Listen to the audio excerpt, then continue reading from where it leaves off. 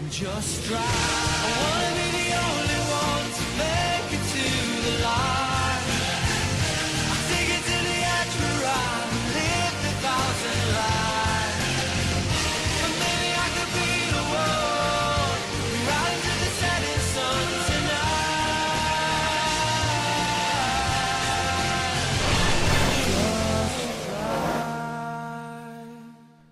Hey, what's going on? Brett Keenan here from Team Keenan Autosport. Glad to be back here for F1 2017 career mode. Now, a lot of you are probably wondering, hey Brett, where did you go? What happened? Well, to make it a long story short, I had other commitments that kind of took control of my life, and I couldn't really get into going back to recording the videos from the pre-game of F1 2016. So here I am now with more time on my hands to be able to record for F1 2017 career mode. So we're just going through the helmet selection and all that kind of stuff. So this did take a bit of a while because I ended up getting into a Skype conversation with a friend of mine, Pure Axel 69, or Pure Axel 2121 as he's better known by on PS4. So it gives me a bit of time to explain what's going on. So basically this is going to be what is known as the road to Ferrari. So we're going to be starting in the Sauber. This time we're going to actually get my own race number in, which is 88. Something that we couldn't use last season because of Rio Haryanto having the number, so we couldn't use that. We were going to use 66, but of course Pure Axel 2121 beat me to the punch by doing it on a video first, so he kind of got the first pick, so I ended up with car 15.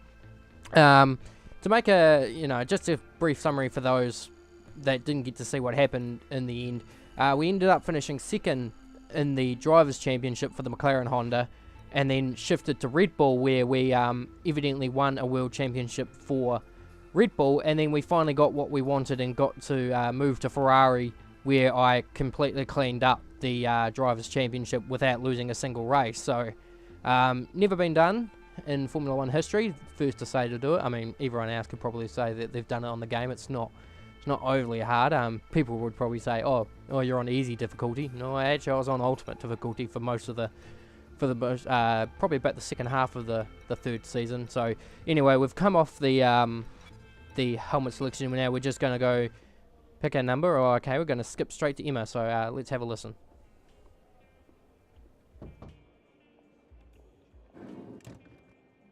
Yes, and I respect that. But my client has a championship to contest. So if you want our participation, I'm afraid the concessions are mandatory. Yes, that's fine. Get back to me when you can. Goodbye. No one ever just signs the contract.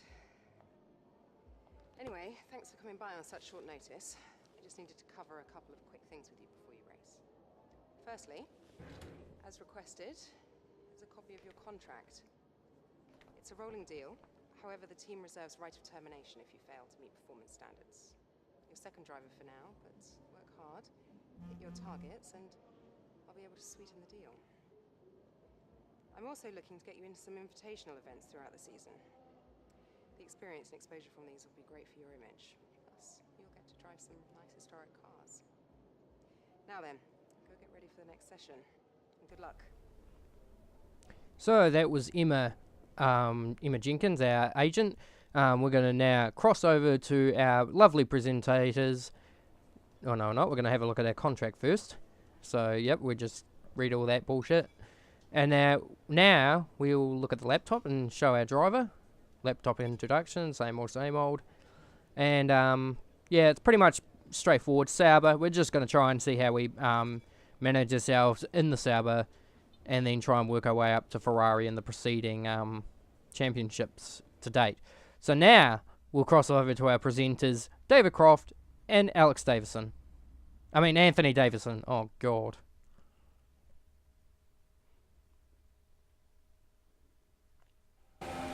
Okay, maybe we're not going to. Okay, this is becoming a bit of a shambolic recording for this, but either way, here we are for qualifying 1. So I didn't decide to use the practice footage because I mean everyone sees it.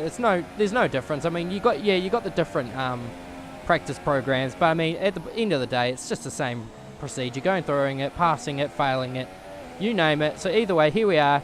We're currently in P16. We had to go out for one more flying lap because we were in the drop zone in P20 with a 127.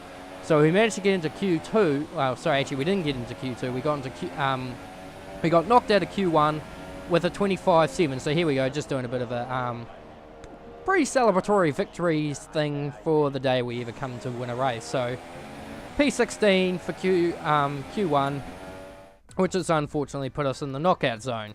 So yeah, in saying that, it was a pretty good run actually for us for the second run. We had very little in the way of getting into Q2, so it was pretty disappointing to say the least. But either way, without much further said, I suppose now we'll just have to cross over to the race. So with that said, we'll just advance to the next stage and take it to the commentators, David Croft and Anthony Davidson. Yeah, I got it right this time. Jeez.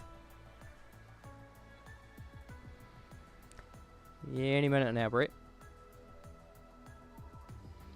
Any minute now.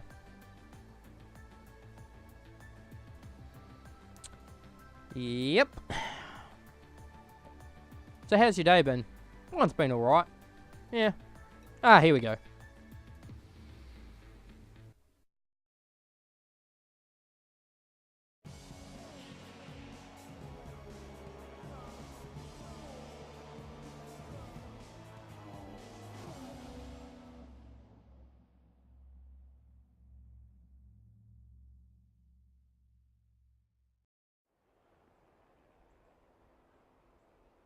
It's out with the old and in with the new here at Albert Park as we usher in what we hope will be a triumphant new era of Formula One racing. For our drivers, though, it's very much business as usual as they look to be first across that line and get their championship off to a winning start.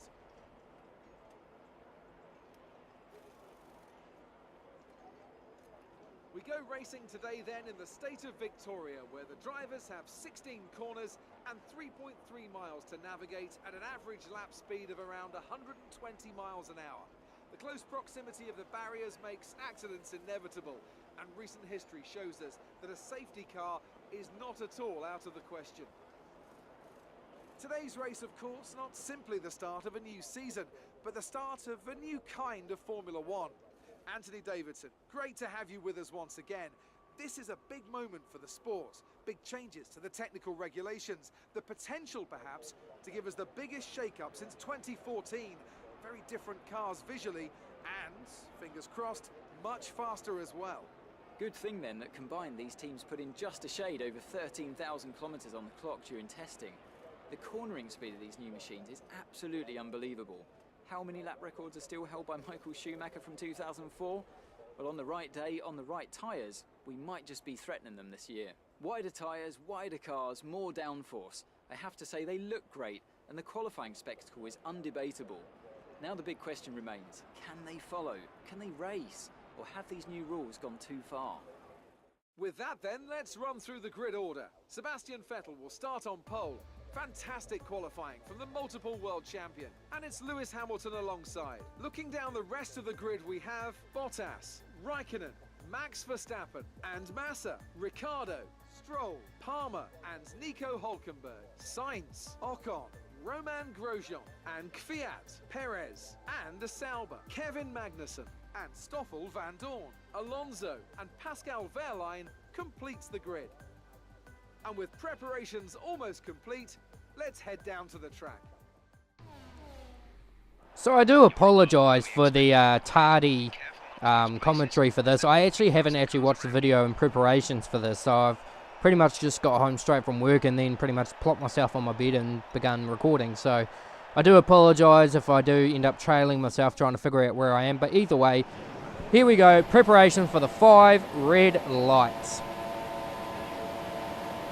It's lights out, away we go for the Australian Grand Prix. We get off to a pretty decent start. The McLaren Hondas behind have gone off to a pretty good start, but they're getting boxed in. We're heading into turn 1.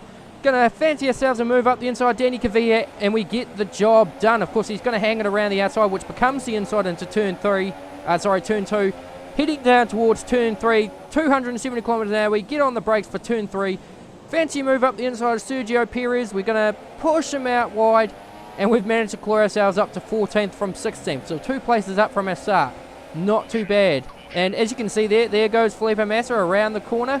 and into the wall. So he's got a bit of work to do. Probably has a bit of front wing damage to boot. So it's going to be a long day for Felipe Massa. I will say, a little bit of a spoiler warning, he does come back on us actually during the race. So he does make a comeback from us. Probably not as well as you would expect. But either way, we're ranging up on the back of Romain Grosjean, who's on the super soft tyres. Of course, with not making it into Q2 or Q3, we get the free range of tyre to use for the choice. We stayed on the regular strategy of ultra soft, super soft. And as you can see, we're actually staying pretty well close to Romain Grosjean. And we've got Sergio Perez right behind us looking to pounce in that pink-coloured Force India. So either way, we're just doing a full lap here before we start breaking it up into the more important parts of the race. Because the first lap was pretty crucial for us. So we managed to claw our way through, still staying with the Haas.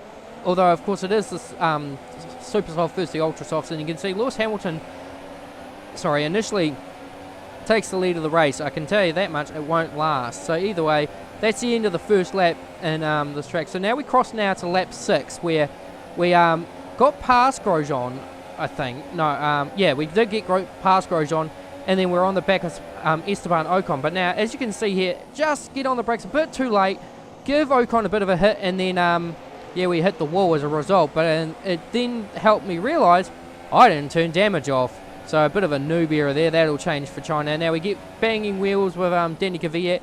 Surge around the outside using the traction of these new wider tyres to absolute perfection and retain P14. So at that point we were as high as 12th. And it seemed to me that every time we got into a position near the points, something bad would happen to us. So we ended up getting quite having a bit of bad luck through the race whenever we got up to a position where we could actually go for some points. So either way, we're managing to keep Kvyat behind. We're now chasing Grosjean. We'll now cross to lap 7, where you can see that all that time that I had lost from that little mistake back at the fast S's a lap ago has already started to evaporate. Now, this was a result of Jody and Palmer. For some reason, he just didn't seem to have very much pace in his Renault. So he was actually starting to hold this group up, which was actually most opportunistic for me. So as you can see, we're going through the same set of corners that we lost the car after hitting the back of Esteban Ocon's Force India, and now we've managed to claw back a lot of the time that we've lost as a result. And I can actually say that it was also a bit of a strange occurrence because Palmer just didn't seem to have pace the whole time. Got a bit wide through there, and as a result lost a bit of time and helped Danny Kvyat, the torpedo, try and torpedo. So we skip now to lap 8, where we actually finally catch Grosjean and put a move on him into the slower set of chicanes, which proceeds up towards the faster set. And so there you can see Jody and Palmer in P11, hashtag Jody and Palmer forever 11th. Sorry, Palmer fans, just had to say it, and it's true. Just got a bit of oversteer coming into the second set of the fast corners, and Grosjean tried to capitalise on this. You can see the proximity arrow showing that he's right there. It's good now that they've actually changed the proximity arrows to go red when they're actually about to establish a move, or whether they're breaking out of the slipstream to make a pass. Because in the other game, it was easy enough for you to cut across the AI and not know that they were there, because the arrow just said it was, double arrow. So we got DRS on Jody and Palmer, but as you can see, even though he's off the pace, we're only really making like a few microseconds on him per second. And then going wide at turn 1 didn't help my cause. I could have probably had a good run. But either way, moving to lap 12 now, and you can see that Palmer's actually started to stretch his feet a little bit, but he has actually pitted in. Grosjean now using the speed of the Haas, which, I can't believe it. The Force India and the Williams just couldn't get that kind of grip on me. We have a bit of contact there into turn 1 and turn 2. But I don't know, the speed of the Haas was just unbelievable. The fact that he could pull out of the slipstream and establish a move like this was so amazing. So again, wheels bumping into turn 3, got in the dirt, and unfortunately we had to surrender the position. And as you can see there, Danny Kvyat fancied a torpedo move around the outside. But we've held Kvyat at bay, we've lost the position of Grosjean, and we're just going to carry on our merry way.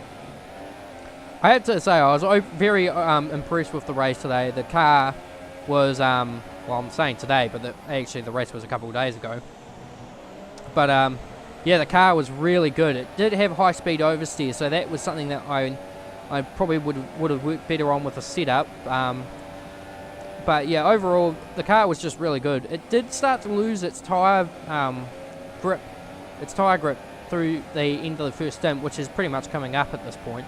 I think lap 17 was when we made our first stop. So as you can see, we're not quite losing Grosjean, but at the same time, we're not quite losing Kvyat either. So it's a bit of an odd ends, but you know, the Sauber's not really meant to be at this high up on the grid. So to be where we are now at the moment, with other drivers coming in, which is helping our case a bit more, but to be where we are roughly is a great accomplishment in itself. I mean, yeah, winning the Australian Grand Prix last game in the McLaren Honda was a commendable feat.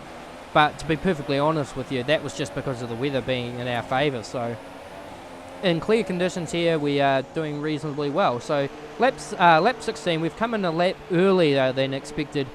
And now the team wanted me to go into the ultra soft, but I decided to change the strategy up and go on the super soft. So as you can see, we're coming in. Unlike most people, I actually don't use the manual pit release system. So I find that it's, I mean, if you want me to use it, I'll use it in the next video, because in the next video I am going to be acquiring myself a Logitech G29 racing wheel and a Playseat Evolution racing simulator. So crossing out of lap 18, we're just coming out, and then we're watching Sergio Perez just mug us in the straight. So yeah, no, straight line speed, nothing there. We give Sergio wheel to wheel bumping. Now if damage was on, I probably would have given him a puncture doing that, but either way, we're carrying on the pass. Now watch this is absolutely amazing. So Sergio locks his brake up, quite shocking. So we go around the outside of him, and then yeah, unfortunately contact was made. So ultimately I think Sergio should have given the position up. So now we do a bit of a flashback here so I can show you what happened from Sergio's perspective. So now you can see he's locked a brake because I've obviously pressured him. Now as you can see, you can see just slowly there's the contact. So yeah, he's lucky enough there wasn't damage on, so he came out of that relatively okay. But we carry on, no penalty given, and we now cross over to lap 33. So we skip a fair amount of laps, but that was just because it was pretty boring from that lap onwards. And as you can see, here comes Kevin Magnussen. Haas straight line speed for days, my God. I mean, I just can't believe it. So again, on the brakes, give Magnussen a bit of an ass, saying, you know, we're not down and out yet, but of course he has DRS, so we're going to lose that. Here comes Sergio Perez again, so he's bounced back, and then I decide, nope, I'm going to have a nice little dive bomb, and yeah, it got me past Grosjean, but it helped Perez surge ahead. So yeah, that wasn't very smart on my point. Probably won't do that when I get the wheel, but on the pad, you know, you got creative liberties. So yeah, that was a bit of fun on my part. I thought I'd be cheeky, and it didn't pay off too much. So we went from 14th to 14th, so you know, it was pretty much substandard, but it gets exciting when you do things like that, especially if you can pull it off. If you can pull it off, it's something magical. If you don't, well, you just kind of sit there and you think, well, I shouldn't have done that. But as you can see, here comes Grosjean around the outside. So we give him the space, we give him the berth, and then we cut the chicane as a result to say, well, okay, maybe I don't want him to get past me. But either way, now Magnussen, sorry, actually, it wasn't Grosjean, it was Magnussen. And now we'll cross now lap 34, where we're chasing down Perez, and I think, if I'm correct, that's Jody and Palmer. Yeah, Jody and Palmer, yet again, struggling. So Perez now comes in, which to what I would assume would be his last stop. We get the DRS from him as a result, but as you can see, watch this. Yep, so long, Sonny Jim. There goes Magnussen, using the straight line speed of the Haas. You'd think with both cars having the same Ferrari engine, you'd be probably a little quicker than this, but no, unfortunately the underdeveloped car of the Sauber just doesn't have it. So we hang around the outside, go wide, and yeah, same situation. Only this time Massa now fancies himself. We push him out wide to hold the position, and then as a result, there's Lewis Hamilton now trying to lap us. So I think Sebastian Vettel lapped us about 3 laps, maybe 2 or 3 laps prior to this, but either way, yeah, so for, you know, it's not too bad when you do about nearly 3/4 race distance. Oh, there's Palmer there. Oh, we gave him a bit of a hit as we went through. But yeah, you know, go to nearly 3/4 distance without being lapped was pretty good for us. And then, so I decided to slow down here and let Hamilton through. Now, this is where it gets a bit juicy. So as you can see, Hamilton had a really tardy run coming into the fast S's because I had to let him through there. And so, you know, I thought, you know what? up the inside we must go. Push him out wide and take the position. So, oh, it looks like my Skype's linked. Oh, actually I shouldn't be saying that, but either way. I am so sorry about this commentary, boys, but well, boys, gents, lads, gals, whatever you want to say, but yeah, either way, here we go. So as a result, we do let Hamilton back through, probably waving his fist angrily at me because we did something stupid like that. Now we come through here, he gets the DRS, and now I think, yeah, there's Sebastian Vettel. So sorry, it must have been Bottas. So we slow down Vettel, and then try to hold up Massa result, but Massa says, you know what, I'm on to you, and we get into more biff and barging. So as you, like I said at the start, Massa got into that spin at lap 1. So because there was no damage, he managed to just spin himself around and carry on. So it was good for him. Now we crossed now to lap 57 because it was, again, pretty uneventful. Jody and Palmer came back on us at the end. Now it's because we'd been lapped, this is the final lap. So we've been struggling to hold Palmer back for quite a few laps. But when knowing that it was the final lap, it was just a good way to bring it all home. And for what would seem like a very eventful race for us, we're going to bring it home in P13. Who would have thought it? Probably not me from the start of the race, but yeah, well done effort from the Sauber boys. It's P13. Get in there. Really, Jeff? That's all I get? That's all I get for 13th after starting 16th? Wow.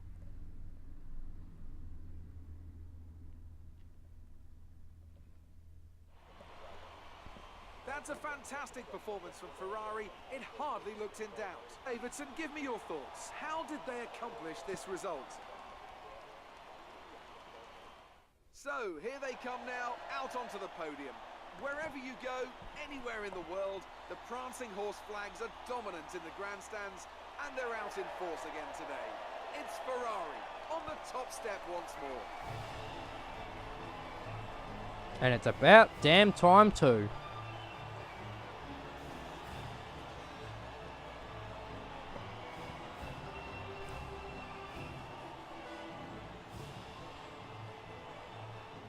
And now let's take a look at the driver's standings. So thanks for watching, guys. Yeah, I apologise for the pretty shoddy commentary for this one. Probably something you'd expect from Into the Barrier or something like that. But either way, tune in for the Chinese Grand Prix, which will come out in a few days' time. Subscribe, like the videos, all that kind of stuff, you know, the repetitive nonsense everyone says. And hopefully we can pick up the pace in China. I mean, China's not one of my strongest tracks, but hopefully with the wheel we can change that. So until then, tune in next time and keep it real, boys and girls. Sorry, not sexist. Not sexist. Ciao.